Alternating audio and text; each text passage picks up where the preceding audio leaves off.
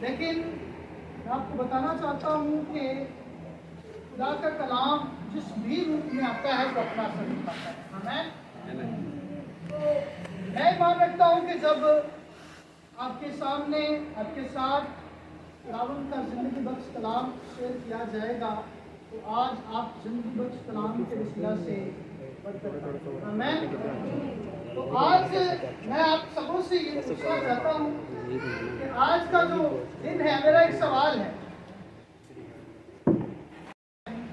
15 साल है और 17 साल है, हम सबों की जो है वो इतनी उम्रें गुजर चुकी हैं, लेकिन मैं आपसे सवाल ये करना चाहता हूँ कि क्या आपने इस उम्र में आज के दिन के बारे में क्या सीखा है।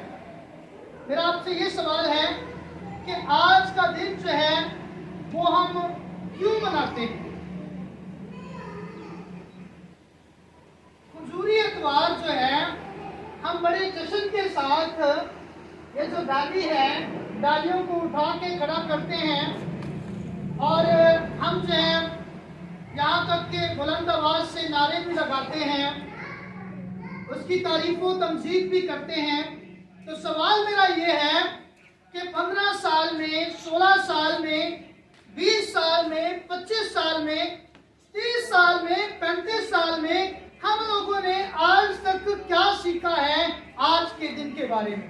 कोई बता सकता है? ये पंखा बंद ही करते हैं,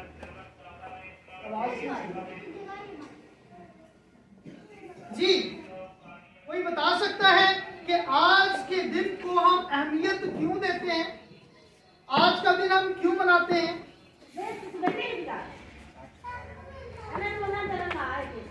ये मेरी बात सुनिएगा, उनको छोड़ दीजिए, उनको जो है जिधर मर्जी उनको रहने दो, छोड़ दो उनको, मेरी बात की तरफ तवज्जो करो।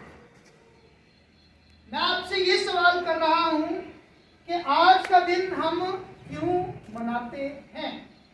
कोई बता सकता है? जी ओके बताइए। हमारा बादशाह का बादशाह है, इसके बाद कोई बादशाह नहीं आएगा। जी कोई और?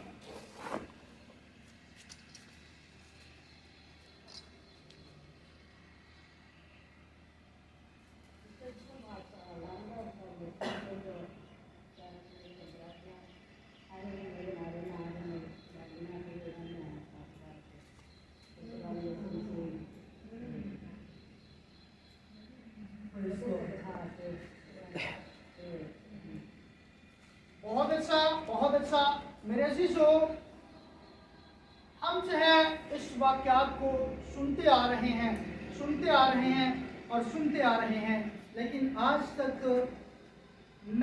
मेरी जो है वो जजमेंट ये कहती है कि हमें आज तक जो है ना वो कंफर्म किसी चीज़ का नहीं पता है।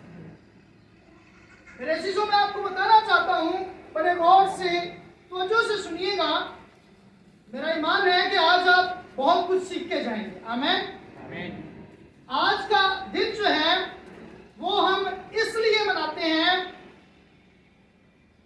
कि मेरे अजीजों, अगर हम चारों अनाजील की तरफ गौर नजर करें तो चारों अनाजील में आज की इस वाक्य का जिक्र मौजूद है।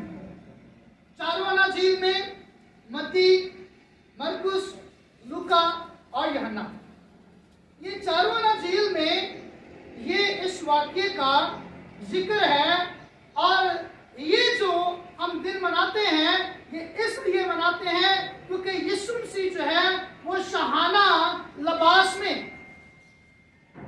शाहाना, और शाहाना उसको कहते हैं जो शाही लिबास हो, शाहाना लिबास में और शाहाना तौर से खुदावंद यीशु मसीह जो है वो अपने जो तख्त पर बैठने वाले थे, जिस तरह के आज बादशाह हमारे बैठते हैं अपने तख्त पर, और वो यरूशलेम में हैकल में वो पहली दफा इंटर होने वाले थे, पहली दफा वो दाखिल होने वाले थे।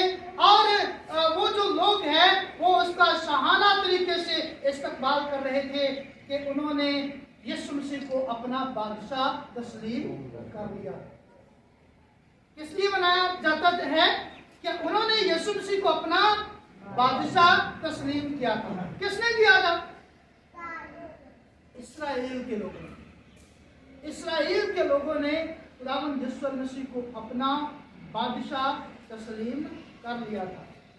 और वो लोग यीशु मसीह को बादशाह तस्लीम कर चुके थे।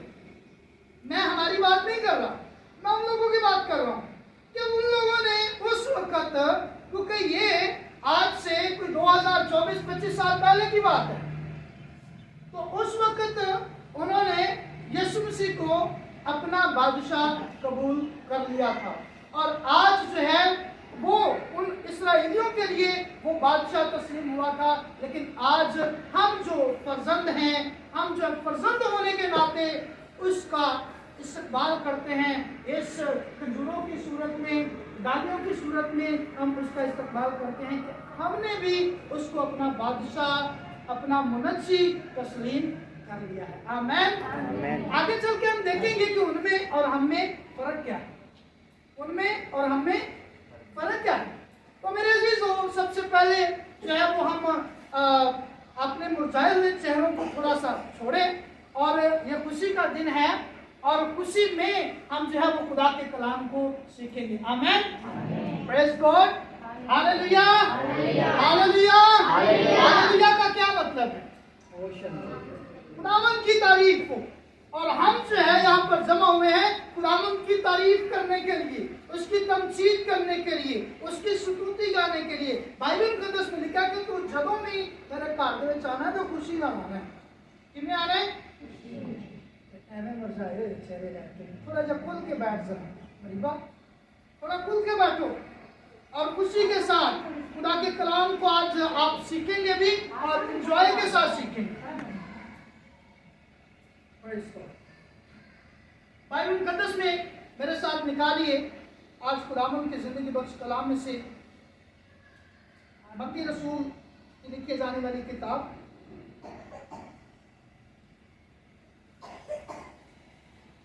मेरे अजीजों, ये हवाले को हम सालों साल सुनते आ रहे हैं। लेकिन मैं ऐसा कादर हूँ कि मैं जब कलाम सुनाने के बाद मैं फिर सवाल करता हूँ कि आपको कलाम से समझ क्या है। आमीन। तो इसीलिए बड़ी तवज्जो के साथ खुदा के कलाम को सुनिएगा ताकि आज जो है वो आप कुछ सीखें आज के दिन के बारे में। आमीन। बाइबल मुकद्दस में से निकालेंगे मत्ती रसूल की लिखे जाने वाली अंजील और उसका 21 बाब और उसकी पहली आयत से लेके 11 आयत तक खुदावंद के जिंदगी बख्श कलाम की तिलावत करेंगे। बड़े गौर से सुनिएगा। बाइबल मुकद्दस में लिखा है, और जब वो यरूशलेम के नजदीक पहुंचे और जैतून के पहाड़ पर बैतफीदा के पास आए तो यीशु ने 2 शागिर्दों को ये कहकर भेजा, अपने सामने के गांव में जाओ और वहां पहुंचते ही एक गधी बंधी हुई और उसके साथ बच्चा पाओगे। उन्हें खोलकर मेरे पास ले आओ, और अगर कोई तुमसे कुछ कहे तो कहना कि खुदावन को इनकी जरूरत है, वो फिर उन्हें भेज देगा। ये इसलिए हुआ कि जो नबी की मार्फत कहा गया था वो पूरा हो कि सिय्योन की बेटी से कहो कि देख, तेरा बादशाह तेरे पास आता है, वो हलीम है और गधे पर सवार है, बल्कि लादों के बच्चे पर। और शागिर्दों ने जाकर जैसा यीशु ने उनको हुक्म दिया वैसा ही किया, और गधी और बच्चे को लाकर अपने कपड़े उन पर डाले और वो उन पर बैठ गया। और भीड़ में से अक्सर लोगों ने अपने कपड़े रास्ता में बिछाए और औरों ने दरख्तों से डालियां काटकर राह में फैलाई, और भीड़ जो उसके आगे आगे जाती और पीछे पीछे चली आती थी पुकार पुकार कर कहती थी कि इब्ने दाऊद को होशना, मुबारक है वो जो खुदावंद के नाम पर आता है, आने वाला पर होशना। और जब वो यरूशलेम में दाखिल हुआ तो सारे शहर में हलचल पड़ गई और लोग कहने लगे, ये कौन है? भीड़ के लोगों ने कहा, ये गलील के नासरत का बादशाह है यीशु मसीह। आमीन। खुदावंद का जिंदगी बख्श कलाम पढ़ा और सुना जाना हम सबों के लिए बरकत का बाइस। तो मेरे अजीजों, मैं आपको बताना चाहता हूं कि ये जो खुदा का कलाम, जिंदगी बख्श कलाम आपके सामने आपके साथ शेयर किया गया, ये उस वाक़या की हमें याद दिलाता है, उस वाक़या की जो उस वक्त यीशु मसीह का बड़े जोशो खरोश के साथ, बड़े जश्न के साथ उसका इस्तेमाल किया जा रहा है। तो मेरे अजीजों, मेरा एक फिर सवाल है कि यीशु मसीह जो है हैकल में जा क्यों रहे?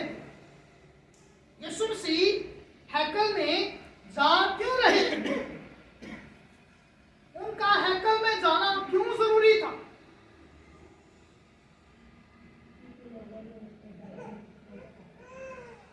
और कोई?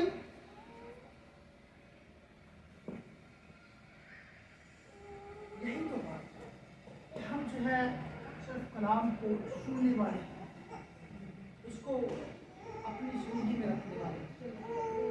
मेरे अजीजों, उस बात पर आते हैं, लेकिन मैं आपको ये बताना चाहता हूँ मेरे अजीजों, बड़े गौर से सुनिएगा कि लोग जो है जब उस गधी के बच्चे को यीशु मसीह के पास ले आए तो एक और बात पर गौर नजर करेंगे कि वो जो लोग थे वो अपने कपड़ों को उस गधी के ऊपर रख रहे थे ताकि ये जो बादशाह है ये इस पर सवार हो। किसके ऊपर? गधी के बच्चे के ऊपर। कभी आज तक किसी ने देखा है कि कोई बादशाह जो है वो गधी के बच्चे के गधी के बच्चे के ऊपर सवार हुआ? नहीं। लेकिन मेरे अजीजों, मैं आपको बताना चाहता हूं कि ये वाक्या जो है ये एक हलीमी को जाहिर करता है। यीशु मसीह जो है वो हैकल में इसलिए जा रहे थे कि जो लोग वहां बुरे घिनौने काम कर रहे थे, उन घिनौने कामों को खत्म करके उनमें हिलम और परहेजगारी और उनमें रिवाइवल को और उनमें सुलह को पैदा कर सके। आमीन। सो मेरे चीजों, आइए इसी तरह एक और हवाला पर गौर नजर करते हैं। मैं ईमान रखता हूं कि आप बहुत कुछ सीखेंगे। गौर नजर कीजिएगा।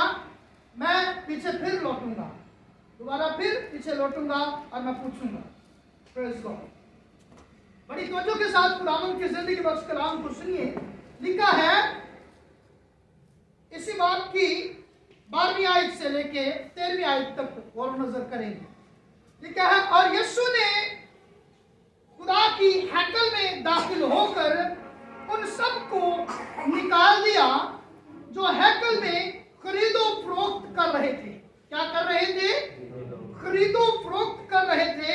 और सराफों के तख्ते और कबूतर फरोशों की चौकियां उलट दी और उनसे कहा, लिखा है कि मेरा घर दुआ का घर कहलाएगा, मगर तुम उसे डाकुओं की खो बनाते हो। आमीन। मेरे अजीजों, खुदावंद यीशु मसीह जो है वो हैकल में इसलिए जा रहे थे क्योंकि मेरे अजीजों बताना चाहता हूं कि वो हैकल में जाकर ये सारी चीजों को सफाया करना चाह रहे थे, इन सारी चीजों को खत्म करना चाह रहे थे।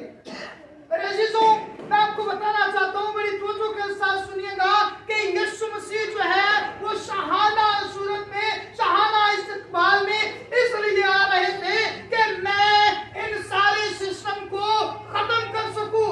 ये जो इन्होंने अपने जो अड्डे लगाए हुए हैं, इन्होंने मेरे घर को डाकुओं की खो बना दिया है।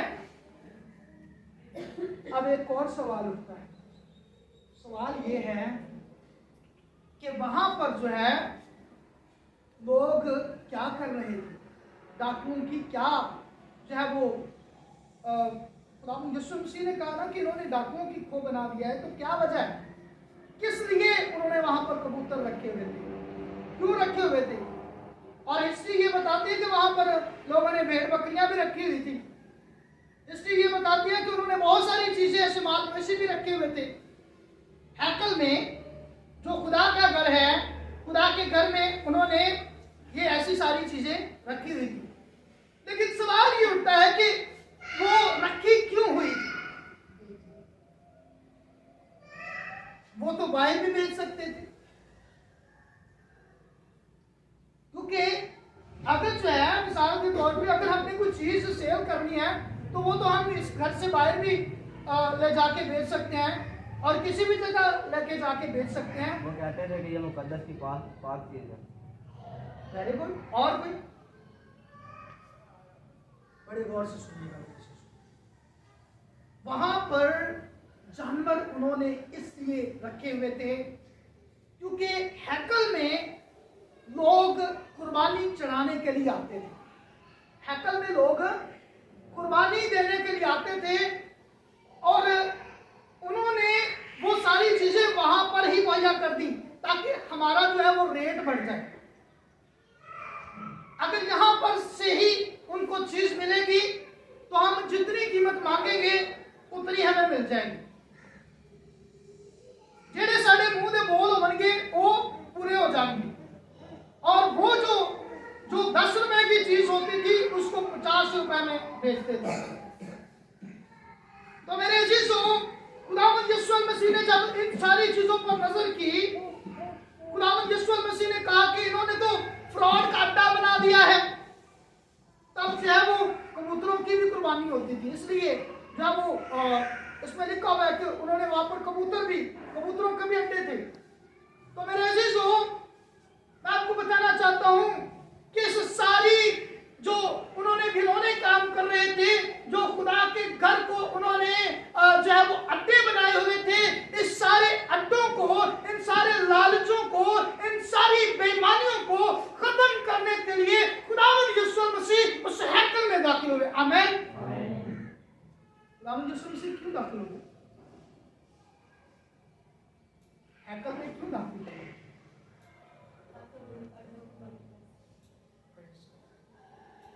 अजीजों, मैं आपको बताना चाहता हूं कि वो ऐसी पाक हस्ती है जो अपनी मर्जी से कुछ भी कर सकता था, लेकिन उसने मेरे अजीजों एक पेशन गोई को पूरा किया। तो बाइबल मुकद्दस में हमने पीछे पढ़ा कि यूशाया नबी की मार्फत लिखा है। आइए हम गौर नजर करते हैं कि यूशाया नबी की मार्फत लिखा क्या। बड़े गौर से सुनिएगा, यूशाया नबी की मार्फत बोर तो नहीं हो रहे हैं। मैंने सोचा कि अभी भाई तब सवाल ही बड़े करता है। नो, मेरे अजीजों, ये आप लोगों के सीखने की बात है। सुनिएगा यूशाया नबी की मार्फत क्या लिखा है।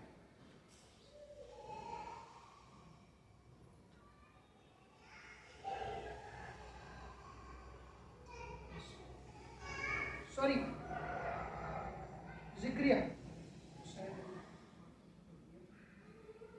जिक्रिया निकालेंगे, जिक्रिया 9 बाब और उसकी लिखा है 9 आयत, 9 बाब 9 आयत। ऐ बिन्ते सिय्योन तू नहायत शादमान हो, ऐ बिन्ते सिय्योन तू नहायत शादमान हो, ऐ दुख्तरे यरूशलेम तू खूब ललकार, क्योंकि देख तेरा बादशाह तेरे पास आता है, वो हलीम है और गधे पर, बल्कि जवान गधे पर सवार है। सब कहेंगे आमीन।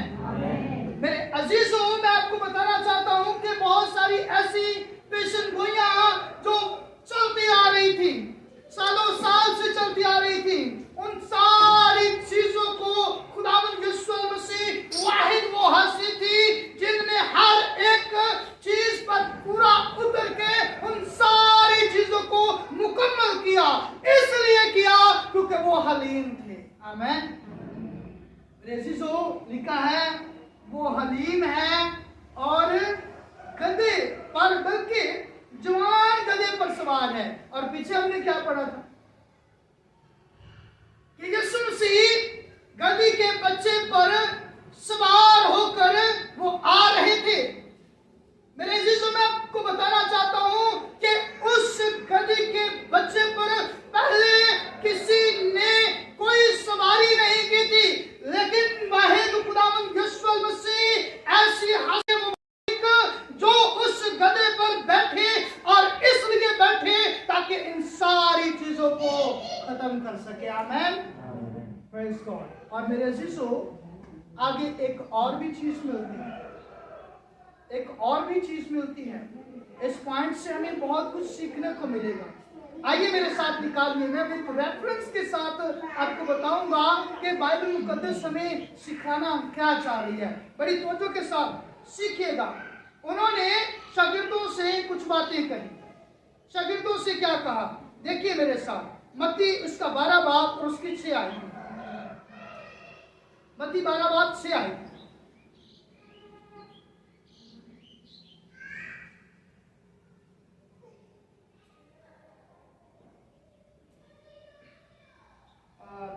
सोलह आयत दिखा दीजिए, 12-16 लिखा है, यीशु ये मालूम करके वहां से रवाना हुआ और बहुत से लोग उसके पीछे हो लिए, और उसने सबको अच्छा कर दिया और उनकी ताकीद की कि मुझे जाहिर ना करना, ताकि जो यशायाह नबी की मार्फत कहा गया था वो पूरा हो। आमीन। मेरे अजीजों, ये यशायाह नबी की मार्फत जो पेशन गोई थी ये मुकम्मल हो चुकी, लेकिन खुदावंद यीशु मसीह ने क्या कहा, उसने कहा कि ये किसी को ना बताना, किसी से ना कहना, क्योंकि अभी जो है वो मेरा वक्त पूरा नहीं हुआ है। और अगर किसी को उसी वक्त पता चल जाता कि ये जो पेशन गोई है ये मुकम्मल हो चुकी है, तो यीशु मसीह का जो सफर मुबारक है, जो 3.5 साल का सफर था, वो वहां तक नहीं पहुंच पाते। इसलिए उसने शागिर्दों को कहा कि अभी तुम चुप ही रहना, अभी किसी से कुछ ना कहना, अभी खामोश रहना। मेरे अजीजों, मैं आपको बताना चाहता हूँ, बड़ी तवज्जो के साथ सुनिएगा। ये कलाम जो है आप तमाम की जिंदगियों के लिए बड़ा बरकत का बायस है। मेरे अजीजों, यीशु मसीह जो है वो एक सादिक के तौर पर पेश करता है, हमें एक निजात दहिंदा के तौर पर पेश करता है, और एक जो है असली बादशाह के तौर पर पेश करता है। और असली बादशाह वो होती है जो कभी खत्म नहीं हो सकती है। मेरे अजीजों, वो बादशाहों का बादशाह जिसका इस्तेमाल उन लोगों ने कैसे किया, अपने कपड़े डालकर। और मैं आपको ये भी बताऊंगा कि उन्होंने कपड़े क्यों डाले, कपड़े क्यों डाले। मेरे अजीजों, ये कलाम जो है ये एक बहुत बड़ा भेद है जिसको समझना बहुत मुश्किल है, लेकिन जो खुदा के कलाम की तलब रखते हैं वो समझ पाते हैं। मेरे अजीजों, वो वहां पर शागिर्दों को क्या ताकीद कर रहे हैं? शागिर्दों को ताकीद कर रहे हैं कि किसी से मत कहना, किसी को ना बताना कि वो पेशन गोई जो यशायाह नबी की मार्फत कही गई थी, क्योंकि वो पूरी हो चुकी है, इसलिए कि मेरा अभी वक्त पूरा नहीं हुआ है। और नजर करेंगे मेरे अजीजों, आइए खुदावंद यीशु मसीह का जो शाही इस्तकबाल जो है वो किसकी मार्फत और कैसे जो है वो किया गया और क्यों किया गया, क्यों उसके ऊपर वो कपड़े डाले गए। आइए मेरे साथ निकालिए बाइबल मुकद्दस में से दूसरा सलातीन और उसका 9 बाब और उसकी 13। समझ आ रही है? समझ आ रही है सबको?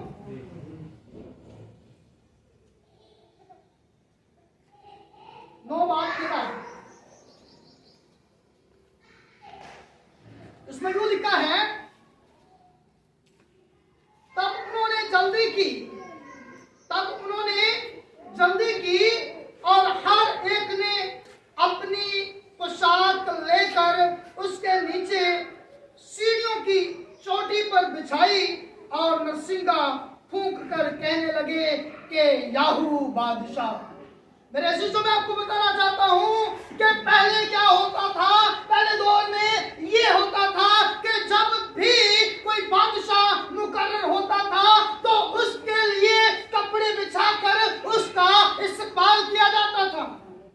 पहले जो है क्या होता था कि जब भी कोई बादशाह मुंतखब किया जाता था, उनके लिए अच्छी अच्छी पोशाकें उनके लिए बिछाई जाती थी, अच्छे अच्छे कपड़े उनके लिए बिछाए जाते थे, ताकि हमारा बादशाह जो है इस कपड़ों के ऊपर चलकर आए और उनको बड़ी धूमधाम से, बड़े जोशो खरोश के साथ उस बादशाह को लाया जाता था, ताकि ये हमारा बादशाह जो है ये मुकर्रर हो चुका है।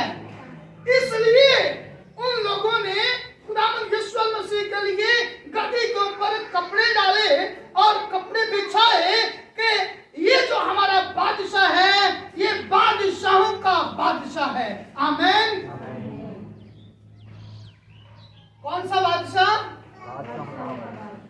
जो बादशाह आज तक ना किसी ने ऐसा बादशाह देखा और ना सुना, क्योंकि बादशाह जो है वो हलीम नहीं होते हैं, बादशाह जो है वो दिल तरस नहीं होते हैं, लेकिन ये वाहिद वो बादशाह था जो हलीम था, जो बादशाहों का बादशाह, जो सब कुछ कुर्बान करके दे गया। आमीन। तो आइए मेरे अजीजों गौर नजर करेंगे। पता चल गया कि किस वजह तो जेठा अपना कपड़े बिछाए थे। समझ आ रही क्यों कपड़े बिछाए सी उन्होंने?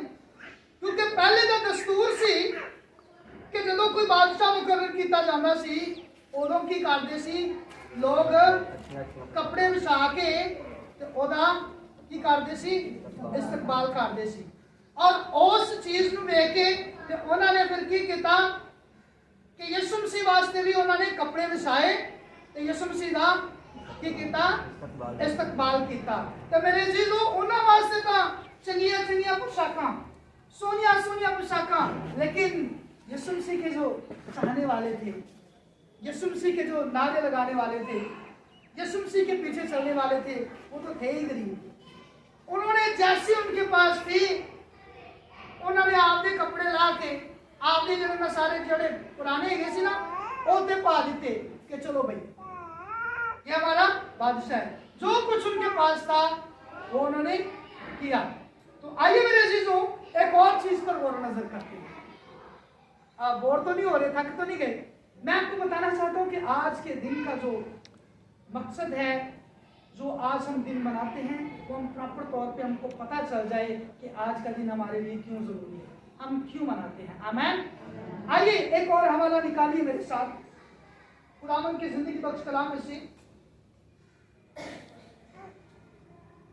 लूका तबीब की मार्फत लिखी जाने वाली अनाजील 23 बाब और उसकी 20 और 21 आयत।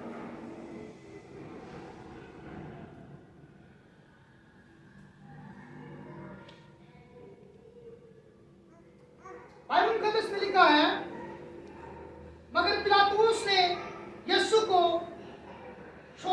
लिए इरादा किया। मगर पिलातुस ने यीशु को छोड़ने के इरादा से फिर उनसे कहा, लेकिन वो चिल्लाकर कहने लगे कि इसको क्या करो, मसलूब कर दो। मेरे अजीजों, अब जो है हैरत वाली बात कि ये कौन लोग हैं जो कह रहे हैं कि इसको मसलूब कर दो? कौन से लोग? कोई बता सकता है? वही लोग जिन्होंने इस्तकबाल किया। तो क्यों? What's the reason? क्या वजह थी? क्यों उन्होंने कहा कि इसको सलीब दो?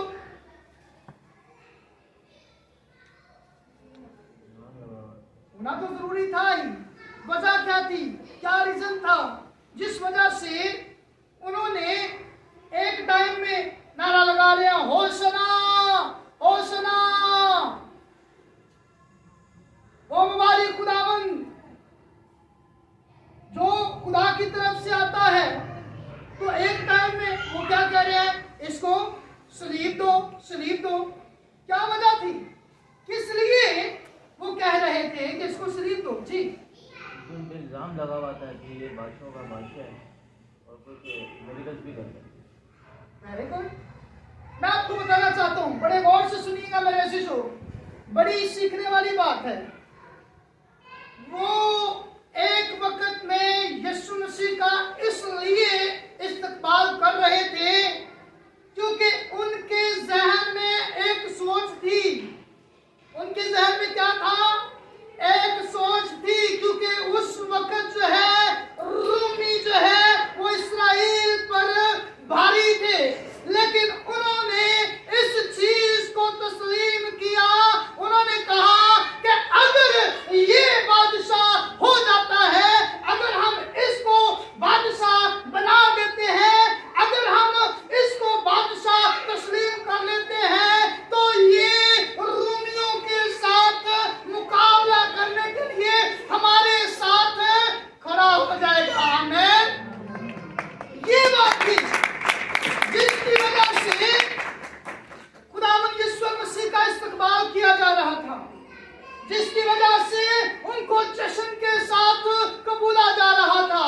वजह ये थी कि उनके दिल में एक चीज का लालच था कि ये जो है हमारे साथ अगर हमारा बादशाह हो जाता है तो हमें किसी चीज की कोई परेशानी नहीं होगी। वो सिर्फ और सिर्फ खुदावंद यीशु मसीह को एक मोहरा के तौर पर वो पेश कर रहे थे कि अगर ये हमारे साथ आ गया तो फिर जो है हम जो है किसी भी जंग में हार नहीं सकते हैं। लेकिन यीशु मसीह दुनिया की जंग करने के लिए तो आया नहीं था। यीशु मसीह दुनिया की जंग करने के लिए तो आया नहीं था। यीशु मसीह सिर्फ और सिर्फ कौन सी जंग करने के लिए आया था? क्योंकि रूह की जंग थी, क्योंकि रूहानी मदन लेकर आया, और सिर्फ इसलिए आया ताकि रूहानी जंग कर सके। अगर वो दुनिया की जंग करने के लिए आया होता तो वो अपना इस्तकबाल ऐसा ना करवाता। वो अपना इस्तकबाल बड़े जश्न के साथ करवाता, बड़े उम्दा तरीके से करवाता, बड़े लग्जरी तरीके से करवाता। लेकिन उन्होंने चूज क्या किया? एक गधी का बच्चा किसको जाहिर करता है? हलीमी को। किसको जाहिर करता है? हलीमी को। वो हलीम बन के आया, उसने अपने अंदर हलीमी रखी।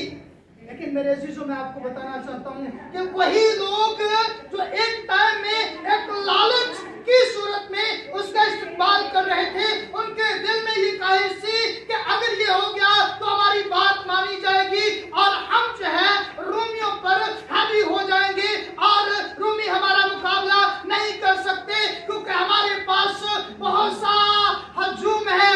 लेकिन मैं आपको बताना चाहता हूं कि जब यीशु मसीह जो है उनके सारे लफ्जों पर, उनकी सारी उम्मीदों पर पूरा ना उतर सके, उन्होंने उनकी उम्मीदों को पूरा ना किया,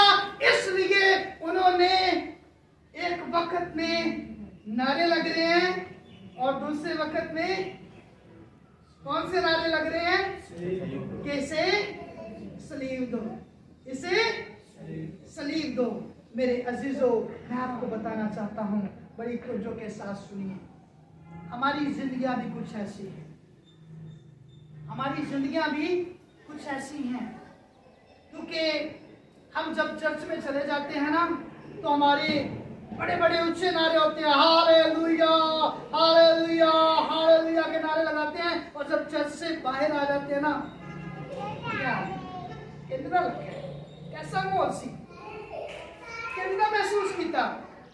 और बाहर चर्च से बाहर आके हमारी जिंदगियां भी वैसी की वैसी हो जाती हैं। दोबारा हम रिवर्स हो जाते हैं, दोबारा हम उसी लाइफ में आ जाते हैं, उसी जिंदगी में। एक टाइम में हम अपने आप को बड़ा पकीज़ा समझ रहे होते हैं। जब स्टेज पे, मिसाल के तौर पे मैं आपके सामने स्टेज पे खड़ा हूँ, जब मैं स्टेज पे खड़ा हूँ तो मैं बड़े जोश के साथ कलाम सुना रहा हूँ, और जब मैं स्टेज से बाहर आऊँ तो मैं वो अपनी लाइफ को वैसे ही करना शुरू कर दूँ। तो मेरे अजीजों, मैं उस वक्त जो वो लोग थे, तो क्या मैं उन लोगों से बेहतर हूँगा? नहीं। मेरे अजीजों, हम जो है अपनी जिंदगियों में देखें कि क्या हम उन लोगों जैसे तो नहीं हैं, जो सिर्फ और सिर्फ एक तवक्को रखते हैं, एक चीज की तवक्को करते हैं कि ये अगर चीज हो गई तो ठीक, वरना नहीं।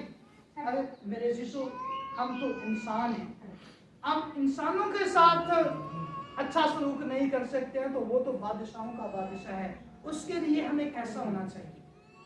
हम इंसानों के साथ वफादार नहीं रह सकते हैं, तो वो तो बादशाहों का बादशाह है, वो तो खालिक खुदा है, उसके साथ हमें कैसा वफादार रहना चाहिए? क्या आप उन लोगों की तरह बनना चाहते हैं? क्या आप उन लोगों की तरह बनना चाहते हैं? अगर आप उन लोगों की तरह बनना चाहते हैं तो अपने हाथ खड़े कीजिए। तो मेरे अजीजों, मैं आपको बताना चाहता हूँ, सारा लबे लबाब ये था कि यीशु मसीह बादशाहों का बादशाह, खुदाबंदों का खुदा, लश्करों का खुदा, इसलिए गया वहां पर हैकल में, ताकि वो इन सारी चीज़ों को ख़त्म कर सके, इन अड्डों को ख़त्म कर सके। लेकिन मैं आपको बताना चाहता हूँ कि आज तक वो अड्डे ख़त्म नहीं हुए, आज तक वो चीज़ें वैसी की वैसी हैं। तो अगर वैसी की वैसी हैं तो हमारी जिंदगियां भी वैसी की वैसी हैं, उन जिंदगियों की तरह। और नज़र कीजिए कि क्या मैं ऐसे काम तो नहीं करता? क्या मेरी जिंदगी में तो ऐसा नहीं? क्या मैं यीशु के साथ बेईमान तो नहीं? क्या मैं अपनी गर्ज से यीशु मसीह के पास तो नहीं जाता?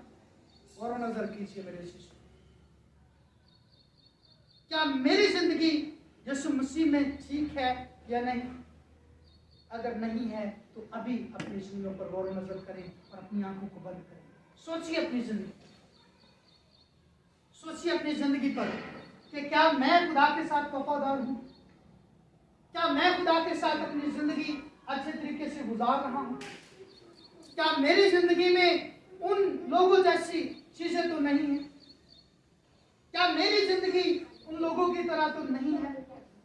अगर है तो मेरे अजीजों, अभी से इस बात को जाने कि वो खुदा, बंदों का खुदा, लश्करों का खुदा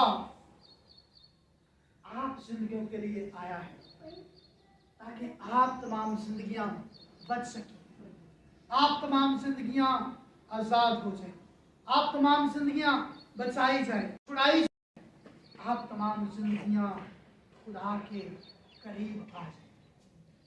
क्योंकि उसने तो आखिर तक उसके यही अल्फाज थे कि खुदा मुझे माफ कर, क्योंकि ये नहीं जानते हैं कि ये क्या करते हैं।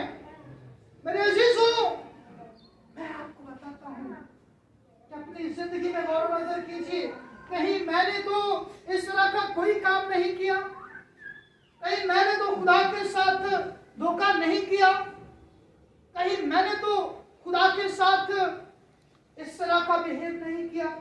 अगर किया है तो अभी से खुदावन से कहें कि खुदावन तू कादिर है, तो मुझे माफ कर, तो मुझे माफ कर। ऐ खुदावंद तो मुझे माफ कर, और मैं पूरे दिल से तेरा इस्तकबाल करना चाहता हूँ। मैं पूरे जान से तेरा इस्तकबाल करना चाहता हूँ। मैं चाहता हूँ कि मैं तुझे पूरे तौर से लूं। मैं चाहता हूँ कि मैं तुझे पूरे तौर से पहनूं। मैं चाहता हूँ कि मैं तुझे अपनी जिंदगी में पूरे तौर से कबूल करूं। Praise God. Hallelujah. Thank you Jesus. तमाम जिंदगी अपनी आंखों को बंद करेंगे, खुदावंद के कलाम की शुक्रगुजारी करेंगे, खुदा के